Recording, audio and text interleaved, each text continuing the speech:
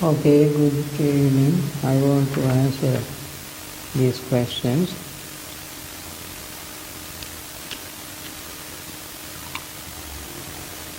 First question is, I just watched a trippy psychedelic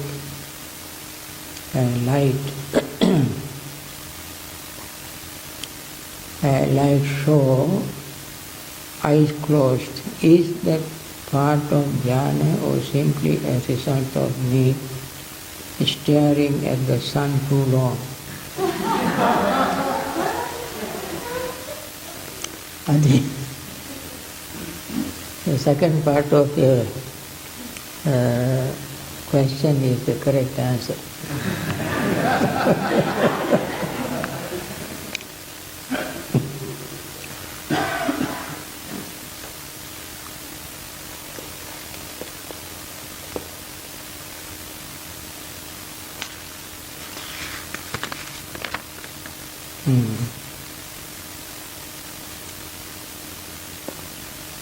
As I remember reading in a book or article, you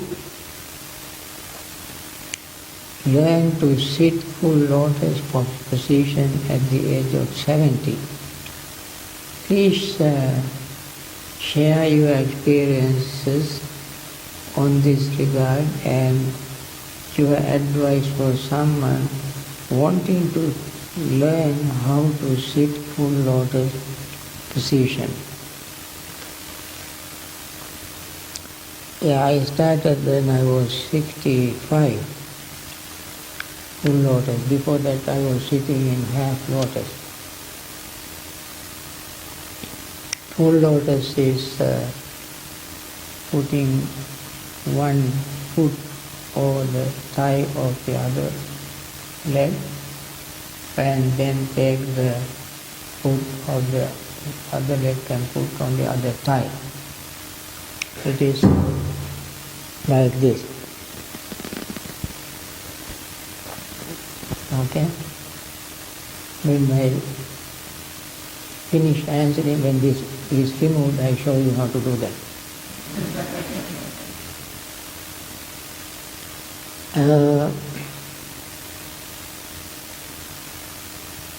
I think that's it, a simple answer. I'll show it.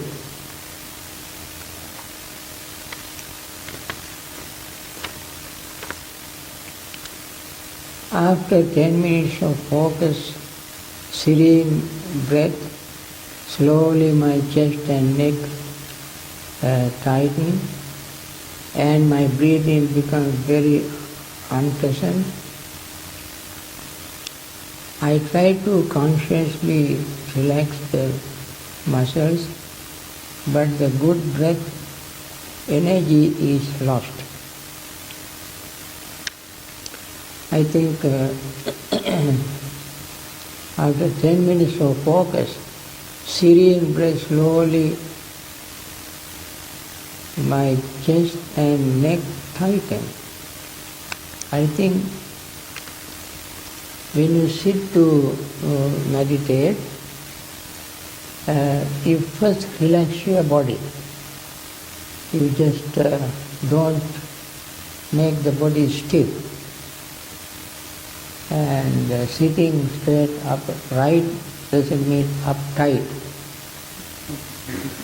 Make it relax. Relax your muscles, relax your body, and make a sort of a conscious survey of your body, how straight it is. If it is not relaxed any part of the body, you just move around and until it becomes relaxed. Then when you focus mind on the breath, make sure that you stay with the breath, and if you feel any tightness, any part of the body, especially upper part of the body, notice that. This is why your mindfulness works very effectively. You have to be very mindful, pay attention to whatever you experience. If tension is what you experience, pay attention to it and release the tension. Most of the time, people focus the mind on the breath and neglect the rest of the body. Although several other things happen which make you uncomfortable, you ignore them. But I would advise, whenever you focus mind on the breath, if any part of the body becomes uncomfortable, of course mind naturally goes there. And then relax that part. If your shoulders and neck become tight, you must make your neck, head turn back and forth and sideways and relax your muscles on the shoulder muscle and come back to your breathing. So, then the breath will not become uncomfortable, unpleasant and painful. Breath is very, very... You should also breathe normally. Don't force yourself to breathe either long or short, unnaturally. Let the breath go flow in and out naturally. So,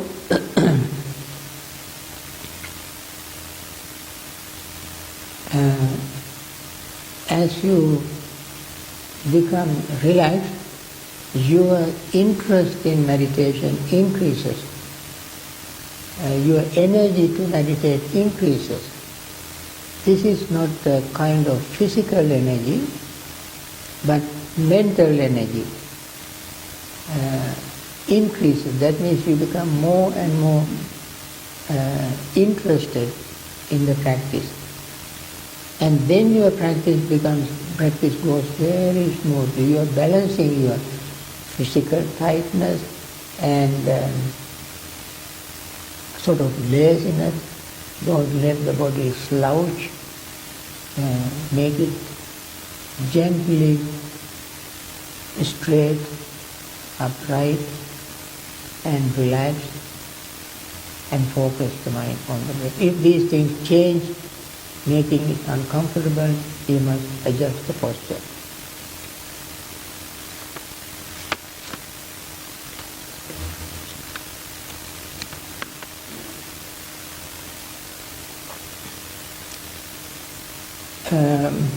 If seeing the true nature of reality occurs naturally,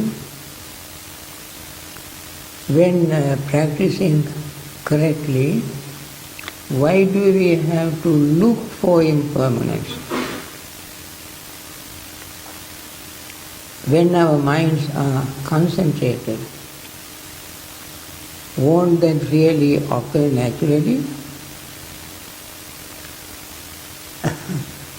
They really happen naturally. You don't have to do anything.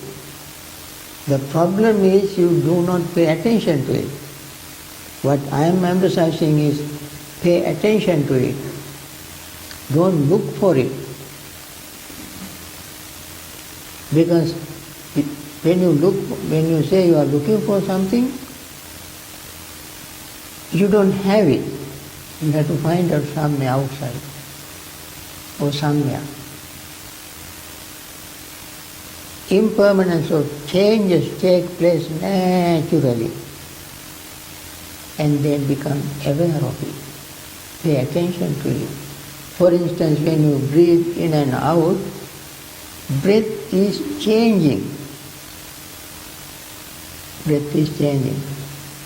And you simply become aware of the feeling of changes of breath. You feel the change and become aware of it without saying anything in words. Then your awareness of impermanence becomes very, very clear. Don't try to do anything about it. You just become it. This is a very simple thing people complicate. They think that is some kind of supernatural divine being coming and doing something to you. Friends, we are born with it. They are very natural.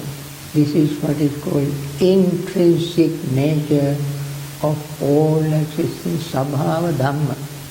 Sabhava Dhamma, Sabhava means the nature belongs to itself. The truth belongs to itself. Impermanence belongs to this body. Impermanence is happening all the time. Just pay attention to it. Don't look for it. I emphasize this, not looking for it, but paying attention to what is naturally happening. And this becomes very clear when you gain concentration.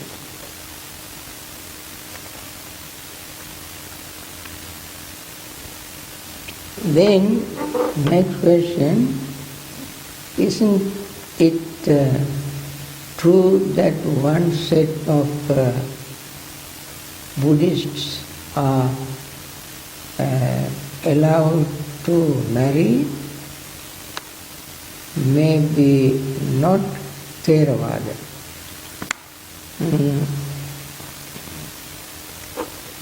Allowed to marry,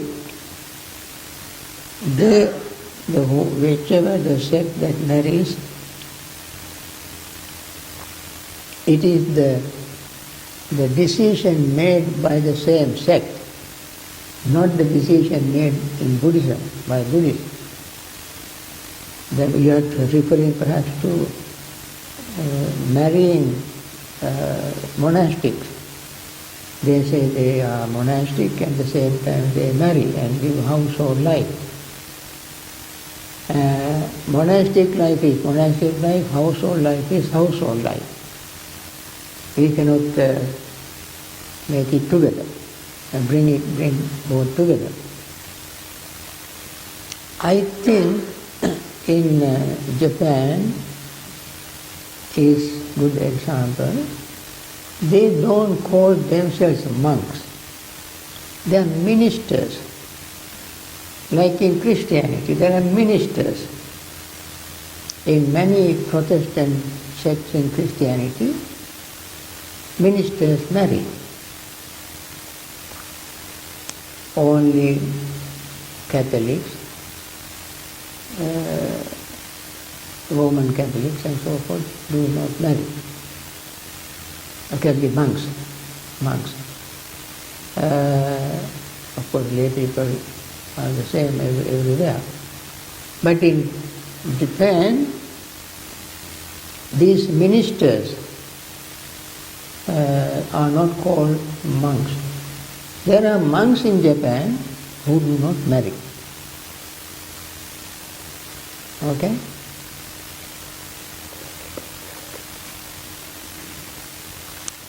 For instance, I know Nippon Samyo said, monks don't marry.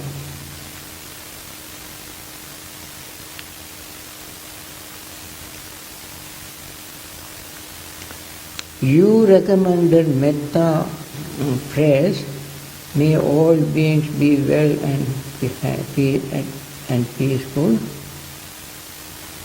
well and at peace. Can I change the metta phrase to be, may all beings be, including myself, be free from suffering? You perhaps did not understand my statement. I said it's very important to remember. I think this comes from your own practice. If you do not practice it for a long time, you may not get the meaning. You don't have to say, including me. Don't have to say at all. Why? When you develop metta in you, you are the one who benefits. You are the one who feel metta. You are the one who is relaxed. You are the one who becomes peaceful. Why you want to say, may I be peaceful? When you practice it,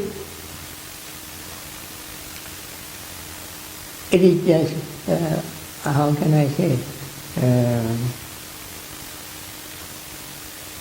when you are very kind,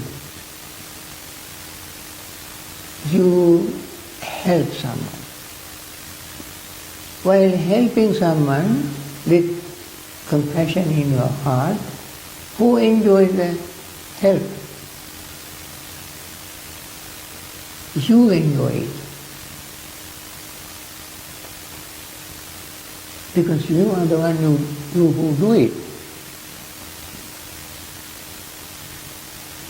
When you practice generosity, dana,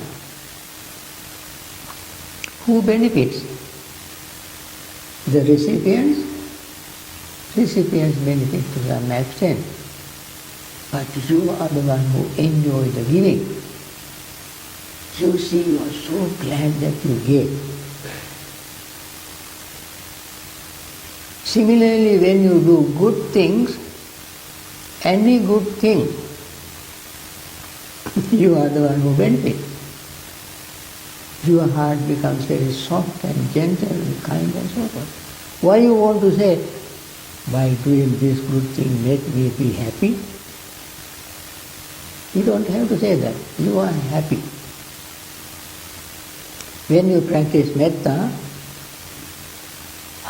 your heart becomes very soft and gentle, kind, and then you experience that peace, that pleasure, that joy, that happiness. You experience it. And that is why in the sutta, especially in Karunyametta Sutta, at the first section, Buddha gave instruction how to prepare the mind to practice metta. Sakko, uju, suju, suejo, and so forth. This is how you prepare the mind. And then practice metta towards all living beings. As you practice metta, more and more and more, you feel very peaceful. Benefit is yours. You don't have to say anything towards yourself.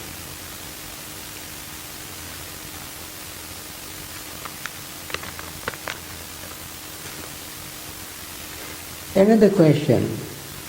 In your instructions you say to pay attention to the in and out breath, the long or short, inhale and exhale, the memory of the breath when it becomes too subtle. You have also said pay attention to the aggregates of the breath. It is a lot of things to be paying attention to. So what exactly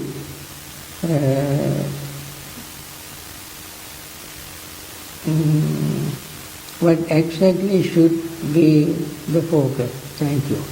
Okay. Good question. You pay attention to the breath, inhaling, exhaling, inhaling, exhaling.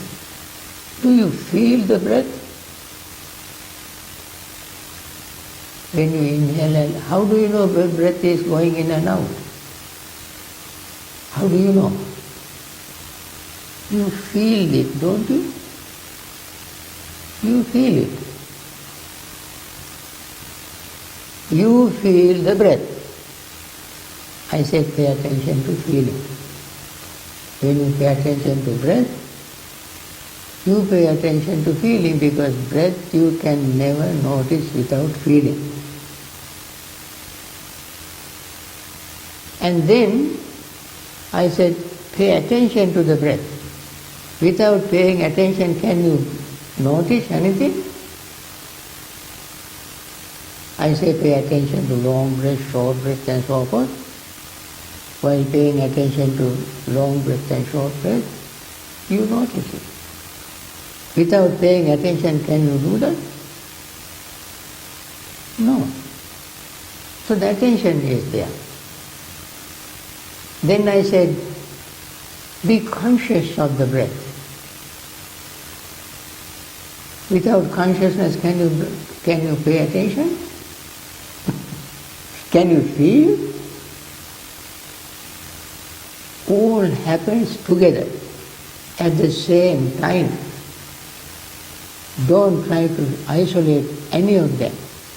Don't try to isolate the breath from the feeling, feeling from the attention, attention from consciousness. All happen together. Just like this body has a body, feeling, thought, consciousness, and form, feeling, perception, thoughts and consciousness. The body has. Are they separate? So long as we have body, we feel. When the feeling arises, we become aware of the feeling. Whenever we have feeling and we become aware of it, we have to pay attention to feel it, otherwise we don't feel it. When we pay attention to feeling in the body, consciousness is naturally there. Friends, all these work together, don't try to isolate them. Only when we explain, we isolate them. When we try to explain elements, for instance, air element, water element, fire element, earth element, we use the word element, this element is characteristic, is this characteristic. But are they separate in the body? No. Earth element is in the body, air element is in the body, fire element is in the body, water element is in the body, all are together in the body. But most prominent is this whole appearance, body. But all others are in it. Similarly, when we breathe, only thing you have to do is to pay attention to the breath. Without paying attention, you don't know anything. So when you pay attention to the breath, you feel the breath, you pay attention to the breath, you are conscious of the breath, and breath is going in and out, in and out, in and out. What I was trying to explain is the 5 aggregates are working as you breathe in and out. 5 aggregates are operating, moving, functioning, changing along with the breath. When I explain it, I have to say these words separately. But when you practice, just pay attention to the breath. Then you will see everything in it. Don't try to isolate. You have to feel the breath. I don't want you to ask to feel the breath. You feel the breath normally. Otherwise you don't know that breath is going on, in and out. You have to pay attention to the breath to notice it. You have to be conscious to pay attention to it. All these work together. If you were to stop and say, this is attention, and still you are paying attention to it. Okay?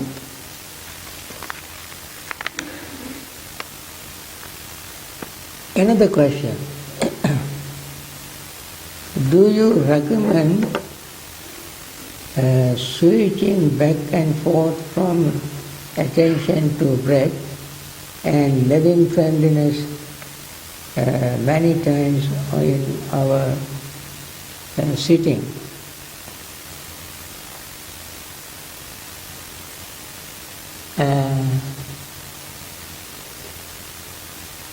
I say, when you start the meditation with metta recital, mind becomes very calm and relaxed and peaceful. You go on practicing, paying attention to the breath.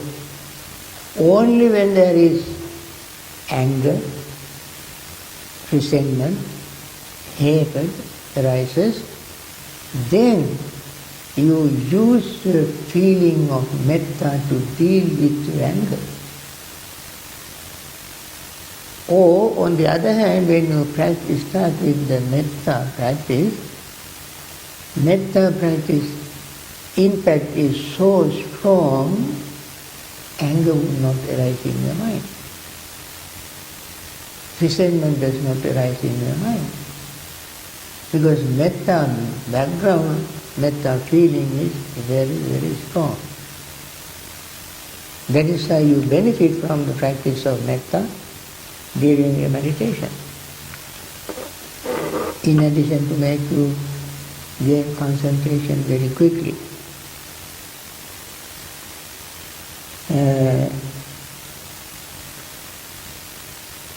The disappearance and very subtle and even the feeling of breathing in and out from all over my body does not excite me anymore.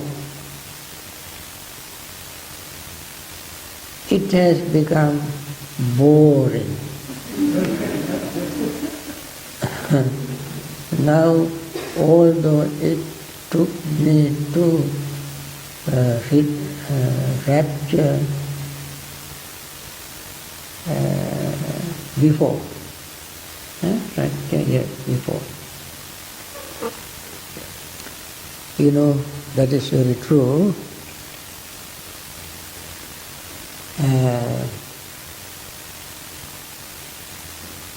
When you pay attention to breath again and again and again, if the awareness, understanding of the breathing and increase your awareness, then you simply mechanically paying attention to the breath, mechanically. But if you pay attention to the breath,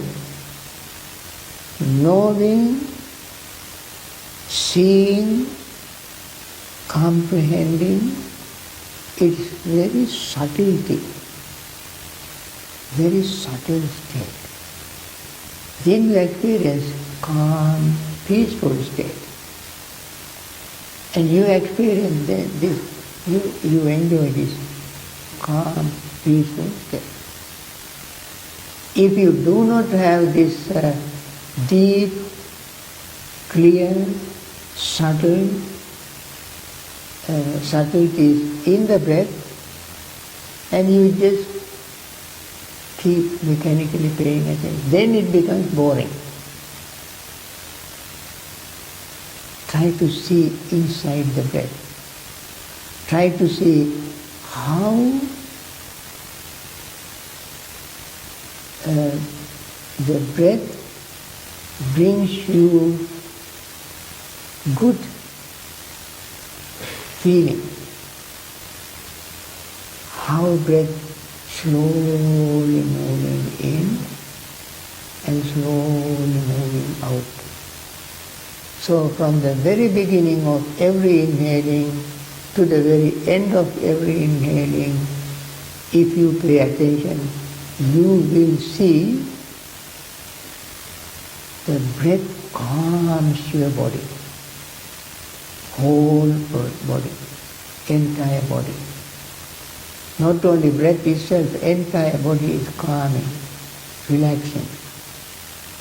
That is a wonderful experience for you to have a peaceful feeling, and then to get more courage, more energy to practice. And therefore you have to relax, pay attention to whole breath body, whole entire breath body, beginning, middle, end, without using any word. Let the mind flow in and out with the breath. You will see the difference.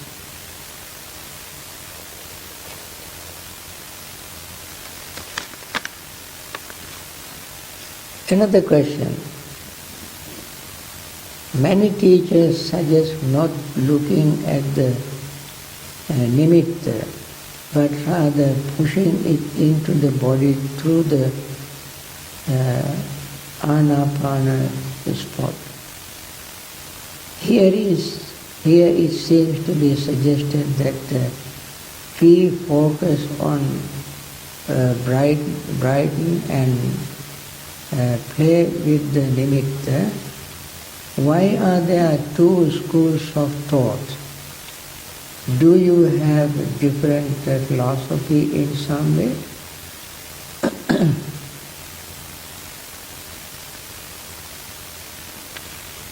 Now, I would not say you play with the sign, nimitta means sign of light. I would not advise anybody to play with that. If it arises, become aware of it. If it doesn't arise, if you bypass it, because the mind becomes so bright and clear, without having any light. The brightness itself is the light. Brightness itself makes mind so clear. I mean, clarity of the mind itself is very bright, very clear, and you don't need any light. So you don't worry about it. If it arises, focus mind on it, and it becomes very, very bright, and mind becomes very clear, as clear can be. And if that clarity arises without the light, the spark of light, you don't have to worry about the light. I think I mentioned this to some of my during my interviews. There are situations people even attain stream entry while listening to Dhamma talks. Sitting on the same seat, just listen to Dhamma talk. Delivered by a very great Dhamma teacher like the Buddha, Arahants, Venerable Sariputta and so forth. When they deliver Dhamma sermons, their explanation is so crystal clear. The person also pays total mindful attention. Every word goes right into their mind and heart, and they understand the meaning, and then all hindrances fade away. Mind becomes very clear to see whatever arises passes away. Yang kinchi samudaya dhammam sabbang tanniro dhammam. Whatever comes into existence goes away, passes away. They can see this very clearly. That instant their hindrances fades away, mind becomes clear, and attain even the stream entry. No light is there, no spark of light, but the mind becomes very, very clear. There are many stories about this kind of attainment.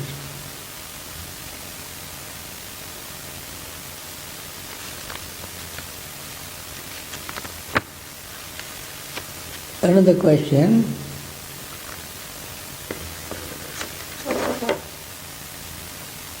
Sometimes these teachings lead to a sense that life is somehow bad because we are defaulted to begin in ignorance and must be fortunate and diligent enough to attain liberation from the dilemma. This can seem pretty grim.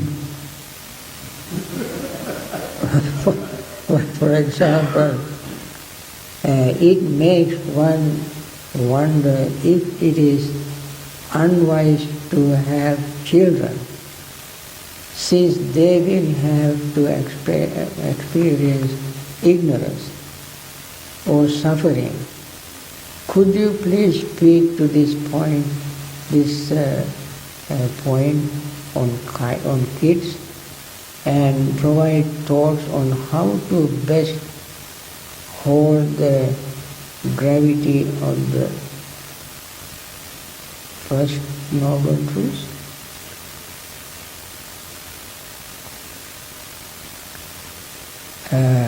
This is a good question.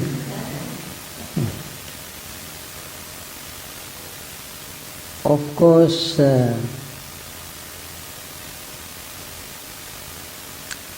having children is a pleasure, great pleasure. People who have children do everything for children. It's a great pleasure.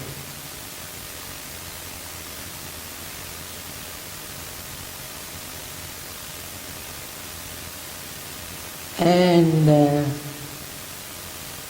this great pleasure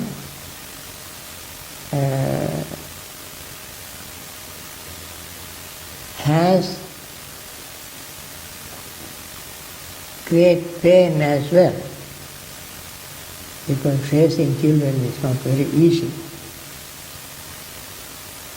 So many obstacles are there, so many things we have to do to raise children. But at the same time, while doing so, parents enjoy, have a pleasure. So you work very hard to have children and very hard to raise them, work very hard to raise them. At the same time, you have a great pleasure of having them. And this is what I call very often, you get one, buy one and get one free.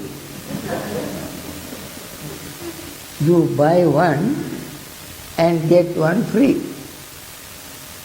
What do you buy? The child, the pleasure. What you get with that is pain. You never invite it. You never want to have any pain. Can you have children without pain? Raise them without pain?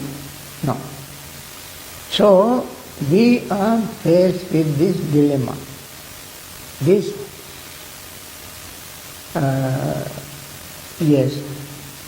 dilemma. Of course, birth of anyone, your birth, my birth, their birth, is not a pleasure. Along with birth of you, birth of me, we all brought old age, sickness, decay, sorrow, lamentation, pain, grief and despair. Not only one child or some children, but all of us come with all these big package in which all these things are there. So, what to do? We are already born. What to do? We learn how to live this life with all these things. We learn to understand suffering. Once we are born, we cannot discard this body, we cannot commit suicide, we have to live. We live developing insight, understanding, wisdom of this life. This life can bring us some wisdom, some insight to overcome this suffering. And that is why we are meditating, understand this life with its own kind of problems. Entire life is not completely painful. There are many moments of pleasure, happiness. But overall, the largest part of our life has a lot of suffering. And we must understand that suffering very clearly. Don't blame anybody. Don't blame anybody. Don't blame even yourself. Don't blame me for telling this.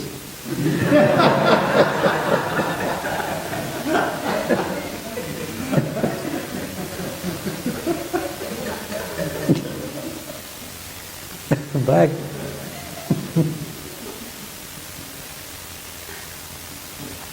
very mindfully look at how we got into this trap. How we are promoting strengthening this trap. We must learn to get out of this trap. Sooner the better. And later is not completely waste. Even later we can do that. How to get out of this trap? Be mindful, understand this reality. Friends, understanding this reality is the best solution. When we understand how we got into the trap, we can see because of our own ignorance and our own greed, clinging. Friends, every time we cling to something, even now, we don't have to die where tomorrow. Even now, very moment we are clinging to something, that moment we experience the same kind of suffering.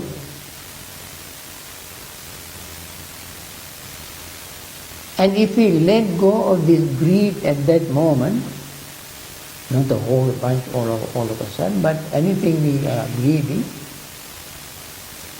we let go of that greed, that moment we experience great deal of peace. Just imagine if we completely someday, one day, are able to get rid of that greed completely, how peaceful will we be? And we are striving for that. Little by little, we try to get rid of our greed. Little by little, we try to understand.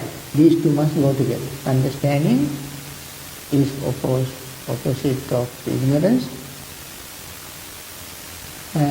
Greed is opposite of liberation. Every time we get rid of little bit of greed and increase little bit of our wisdom, understanding, we experience pleasure. happiness. So within this suffering, in this predicament, in this trap, we find a solution. And that solution we can find through the practice of meditation. And the Noble Eightfold Path is that path which is very, very clearly, which has clearly outlined everything, every step, starting with understanding. So don't think the life is that grim and terribly bad.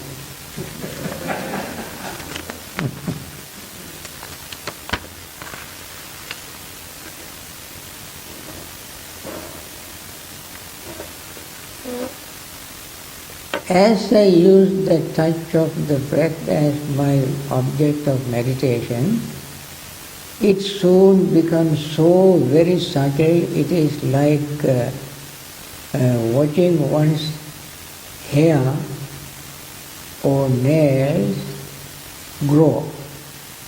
One knows it is happening, but it is imperceptible. Very true.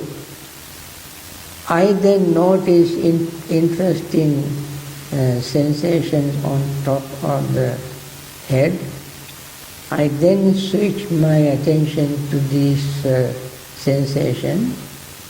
Is this bad?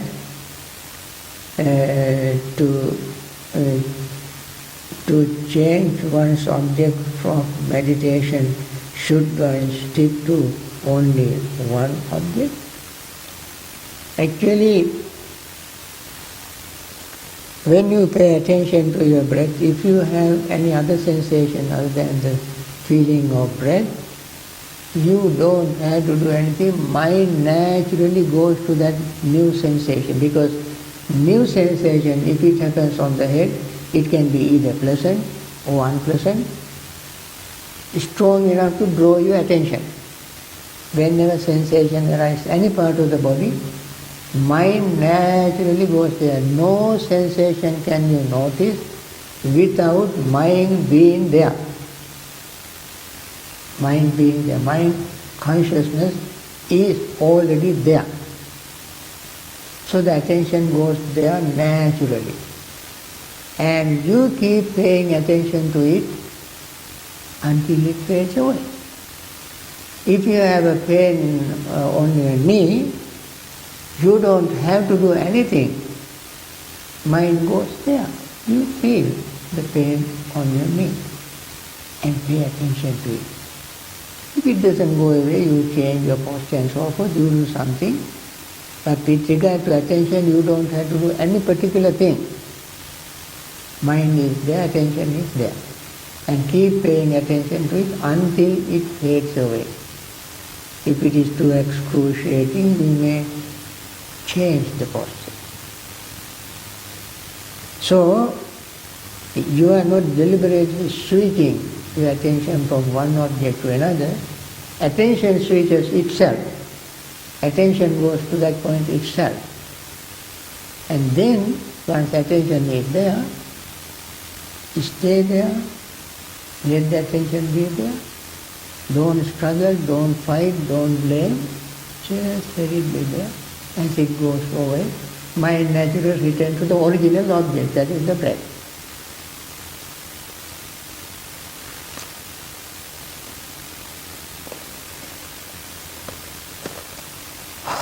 There are more questions.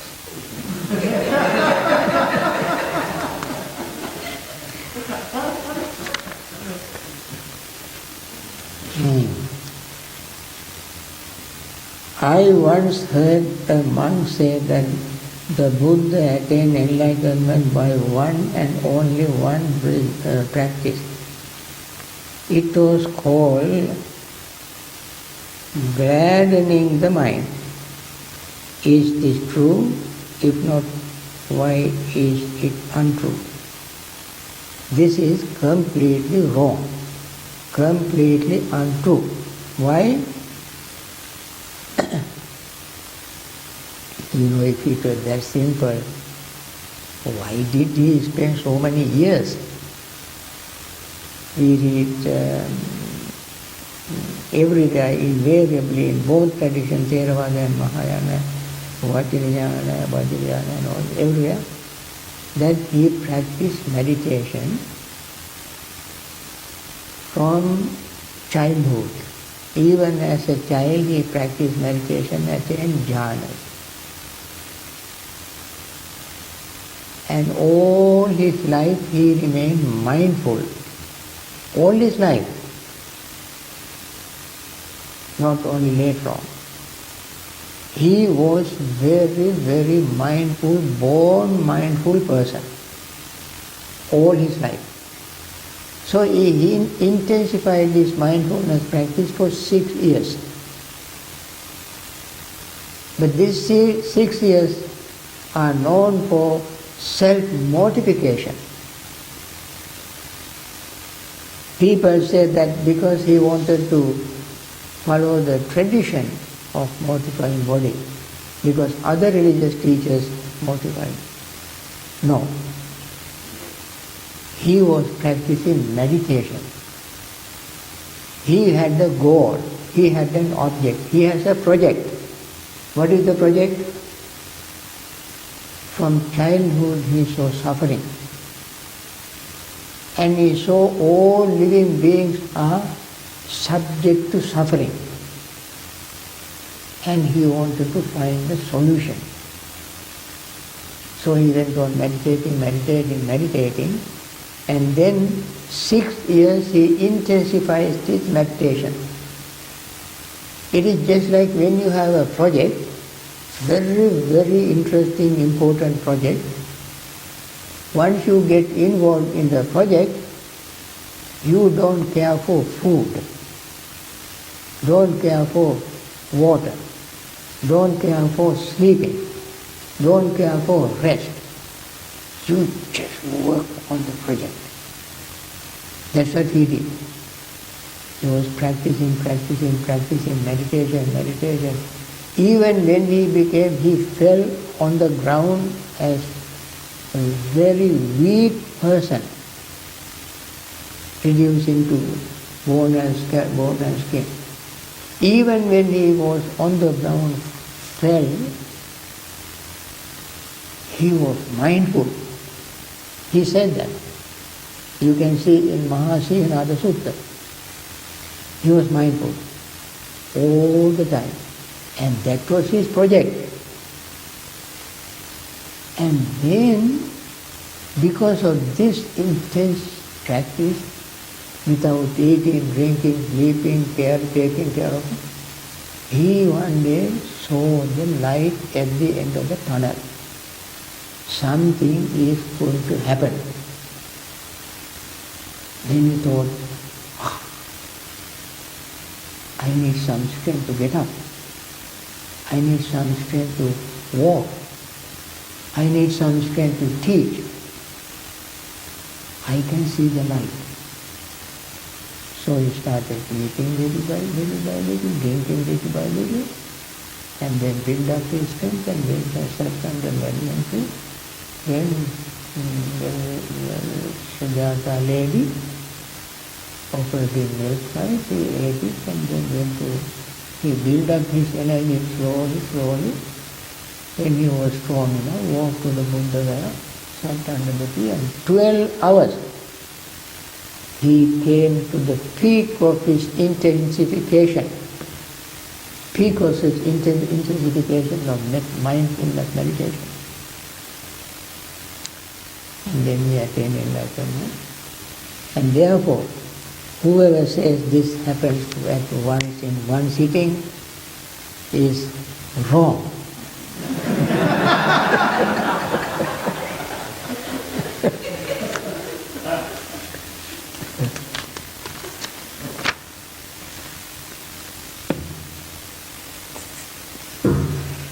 Okay.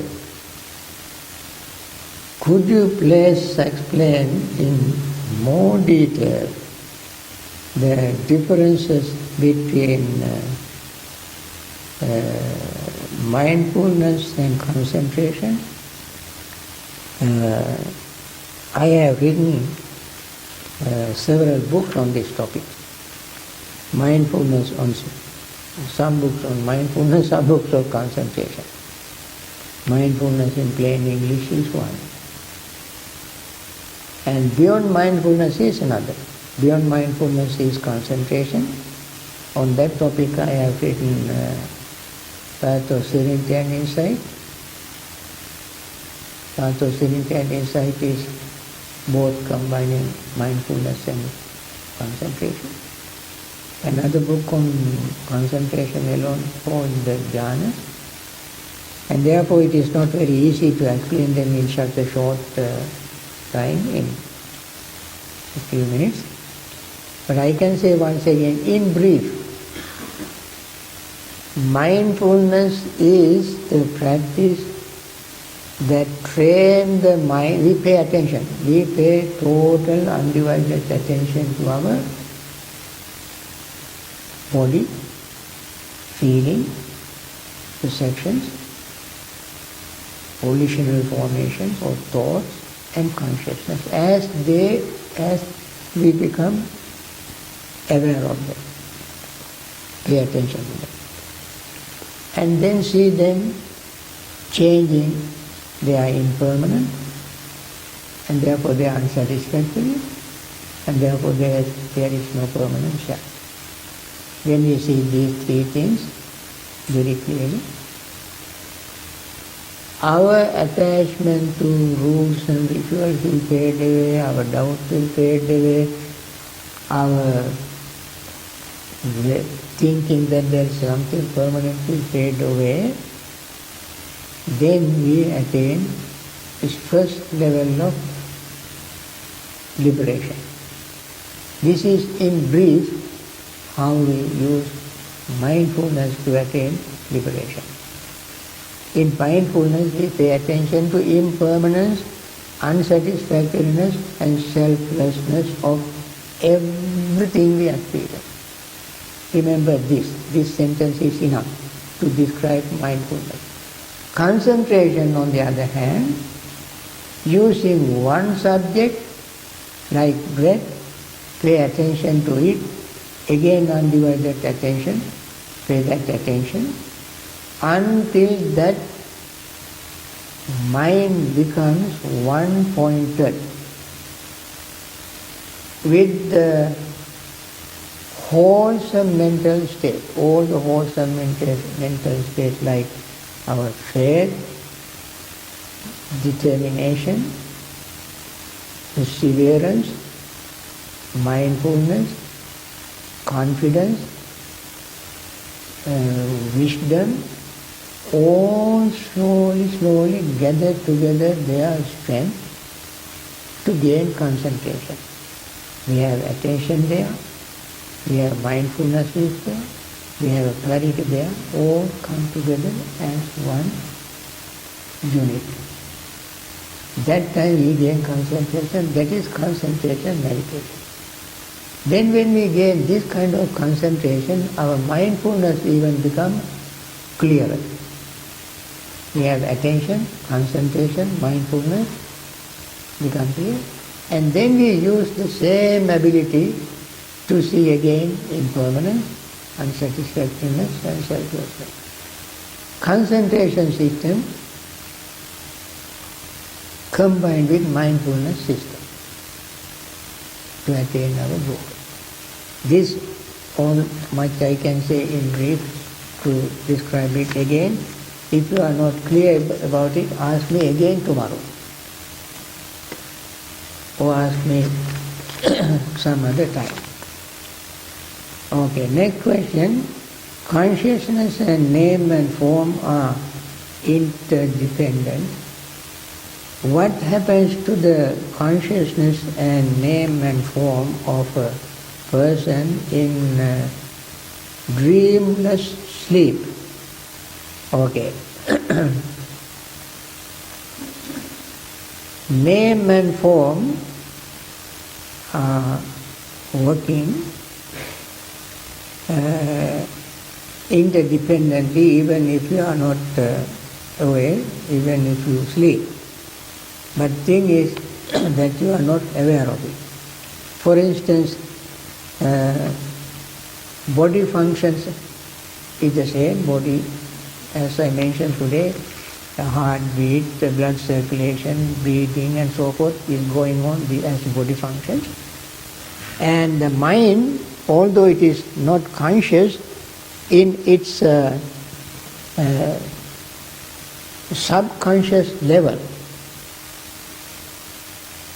the mind is breathing, mind is working, and brain also is working in a very, very low key to keep its standing order given to the heart and lungs to pump,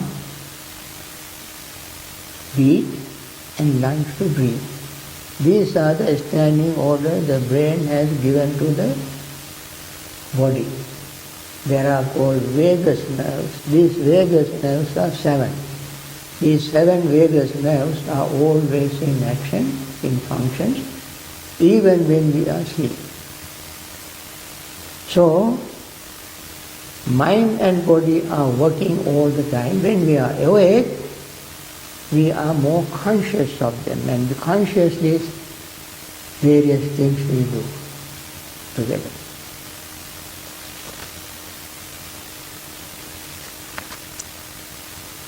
Please explain the benefit of Jhana meditation to us. I think I will do it tomorrow.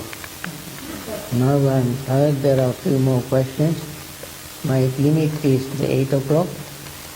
Now I hit that limit, and there are more questions left. And if you write more questions tomorrow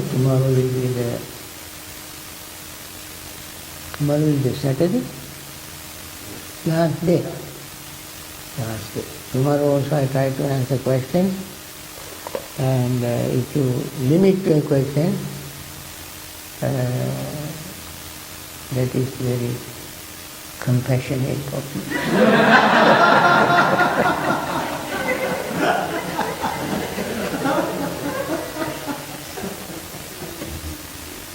Okay? You wanted to show lotus. Huh? Oh, okay. Okay. Okay.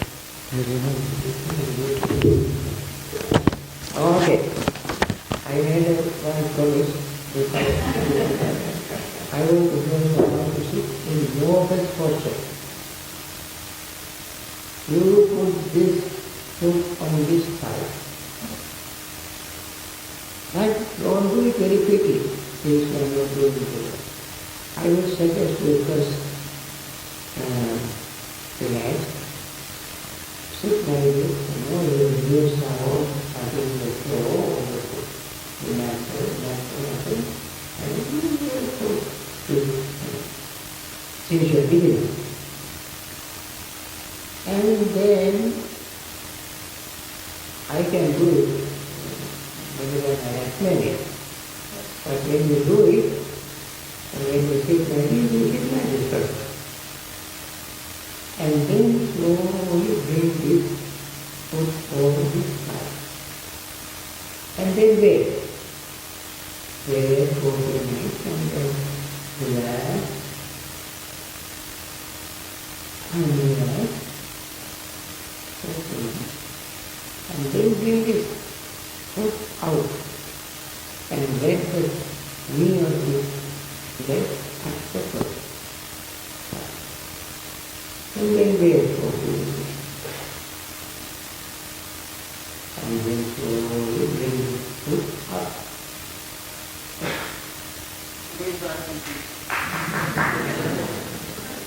Huh?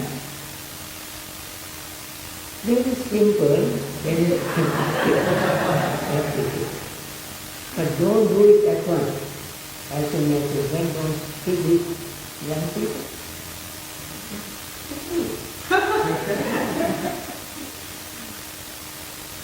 So, do it very slowly. One leg at a time. And then you move one. So you can sit like this. Body is very straight, steady. You